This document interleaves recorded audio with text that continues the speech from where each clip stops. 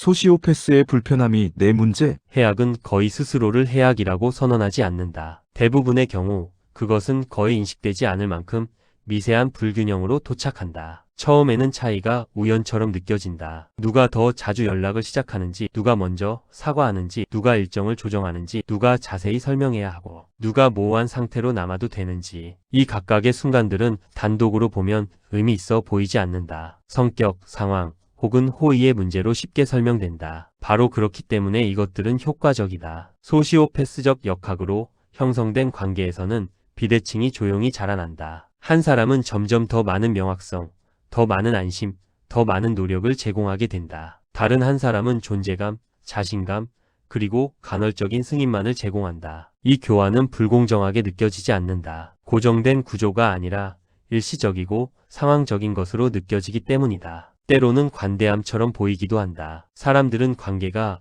완벽하게 평등할 수는 없다고 스스로에게 말한다. 언제나 누군가는 더 표현적이고 더 인내심이 있으며 더 많이 투자한다. 이 믿음은 틀리지 않다. 그러나 놓치는 것이 있다. 조정이 이루어지는 방향이다. 건강한 관계에서는 불균형이 오르내린다. 해로운 관계에서는 축적된다. 소시오패스는 거의 직접적으로 더 많은 것을 요구하지 않는다. 대신 더 많은 것을 받아들인다. 상대가 과도하게 애쓰고 설명하고 맞추도록 허용한다. 그들은 이 불균형을 바로잡으려 서두르지 않는다. 불균형은 그들에게 유리하기 때문이다. 잠깐 여기서 좋아요, 구독, 댓글 부탁드려요. 그들의 침착한 수용은 신뢰나 정서적 성숙으로 오해된다. 시간이 지나면서 이 비대칭들은 관계를 조직하기 시작한다. 한 사람은 명확성에 대한 책임을 지게 된다. 무언가 잘못된 것 같으면 그것을 조심스럽게 언어화해야 한다. 긴장이 생기면 부드럽게 해소해야 한다. 반면 다른 한 사람은 설명의 부담에서 비교적 자유롭다. 그들의 침묵은 깊이로 해석되고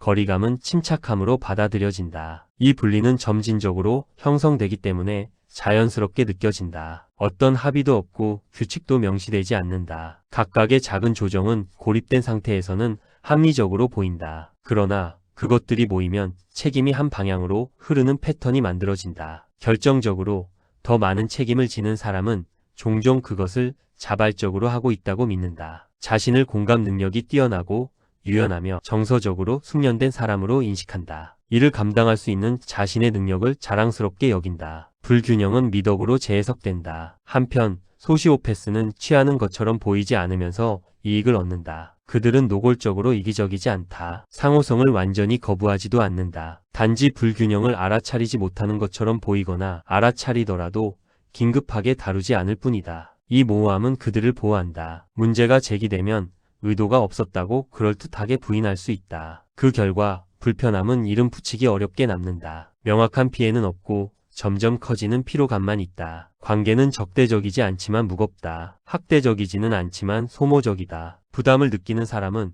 종종 문제의 원인이 자신의 예민함에 있다고 결론 짓는다. 이것이 작은 비대칭의 심리적 함정이다. 극적인 일이 일어나지 않기 때문에 그 비용은 내면화된다. 관계가 왜 불평등하게 느껴지는지를 묻는 대신 왜 자신이 불만족스러운지를 묻게 된다. 구조에 저항하기보다는 그 구조에 적응한다. 불균형이 가시화될 즈음이면 그것은 이미 기대를 형성해버린 티다. 이제 상호성을 요구하는 것은 성격의 변화를 요구하는 것처럼 느껴진다. 소시오패스는 일관되어 보인다. 변한 것은 상대방인 것처럼 보인다. 이렇게 해악은 스스로를 안정화한다. 잔혹함을 통해서가 아니라 정상화를 통해서, 힘을 통해서가 아니라 반복을 통해서. 각각의 작은 비대칭은 아무것도 아닌 것처럼 느껴진다. 그러나 그것들이 모이면 통제의 구조가 된다. 이러한 역학이 특히 오래 지속되는 이유는 그것이 사회적 규범을 위반하지 않기 때문이다. 오히려 그것을 이용한다. 인내, 이해, 감정 노동, 타협은 모두 가치 있는 덕목으로 여겨진다. 소시오패스적 개인은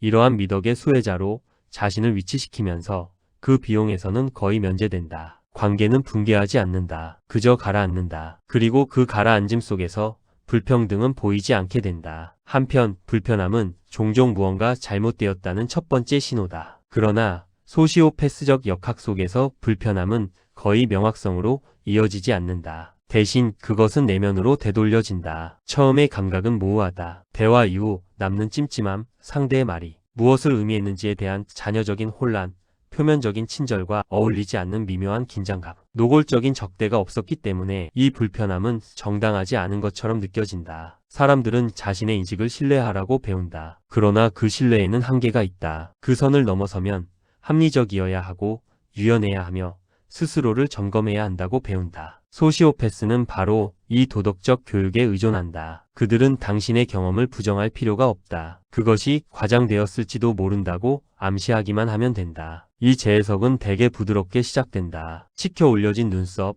잠깐의 침묵, 걱정을 가장한 한마디. 너무 깊게 생각하는 것 아닐까? 그런 의도는 아니었어. 요즘 스트레스가 많은 것 같네. 이 반응들은 모두 그럴듯함을 유지한다. 직접적인 비난은 없다. 다만 관심의 초점을 상호작용해서 당신의 내적 상태로 이동시킬 뿐이다. 이 과정이 효과적인 이유는 그것이 부분적으로는 사실이기 때문이다. 당신은 실제로 피곤할 수도 있고 예민할 수도 있으며 과거에 오해한 경험이 있을 수도 있다. 소시오패스는 자기 의심을 무에서 창조하지 않는다. 이미 존재하는 것을 활성화할 뿐이다. 시간이 지나면서 이러한 전환은 습관이 된다. 불편함이 생길 때마다 첫 번째 질문은 더 이상 방금 무슨 일이 있었지?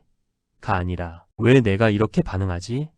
가 된다. 탐구의 초점은 행동에서 인식으로, 구조에서 심리로 이동한다. 결정적으로 이 과정 내내 소시오패스들은 침착함을 유지한다. 그들의 평정은 당신의 불확실성과 선명하게 대비된다. 침착함은 객관성으로 오해되고 감정 절제는 신뢰성으로 해석된다. 불균형은 이렇게 스스로를 강화한다. 한 사람은 합리적으로 보이고 다른 한 사람은 과잉 반응하는 것처럼 보인다. 불편함을 언어화하려는 시도는 종종 상황을 더 악화시킨다. 설명을 더 조심스럽게 할수록 그 설명 자체가 당신에게 불리한 증거가 된다. 당신의 노력은 과도한 생각으로, 정밀함은 집착으로, 고집은 불안정함으로 읽힌다. 이로 인해 역설이 형성된다. 침묵은 부정직하게 느껴지지만 말하는 것은 위험하게 느껴진다. 당신은 점점 스스로를 사전 검열하기 시작한다. 어떤 주제는 피하고 어떤 반응은 억누른다. 관계는 표면적으로는 매끄러워지지만 그 아래에서는 점점 좁아진다. 이 단계에서 많은 사람은 자신이 관계를 개선하고 있다고 믿는다. 인내심을 배우고 감정을 조절하고 성숙해지고 있다고 생각한다. 그러나 실제로 그들이 배우는 것은 어떤 인식이 말해져서는 안 되는지에 관한 규칙이다. 소시오패스는 이 침묵을 강요할 필요조차 없다. 그것은 자율적으로 유지된다. 불편함이 지속적으로 개인적 결함으로 재해석되면 그것을 느끼는 사람은 스스로 검열자가 된다. 결국 최초의 불편함의 원천은 의식에서 희미해진다. 대신 내가 너무 과한 사람인가라는 일반화된 감각만이 남는다. 너무 예민하고 너무 요구가 많고 너무 감정적인 사람이라는 느낌. 이제 방어해야 할 것은 관계가 아니라 자기 자신이다. 이것은 극적인 형태의 가스라이팅이 아니다. 노골적인 거짓말도 대안적 현실의 강요도 없다. 대신 해석에 대한 신뢰가 서서히 침식된다. 당신은 여전히 일어난 일을 인식한다. 다만 그것을 해석할 권리를 더 이상 신뢰하지 않을 뿐이다. 사람이 마침내 무언가 근본적으로 잘못되었다는 것을 깨달을 때 문제는 이미 내면의 문제처럼 느껴진다. 관계를 떠나는 것은 과잉 반응처럼 느껴지고 경계를 설정하는 것은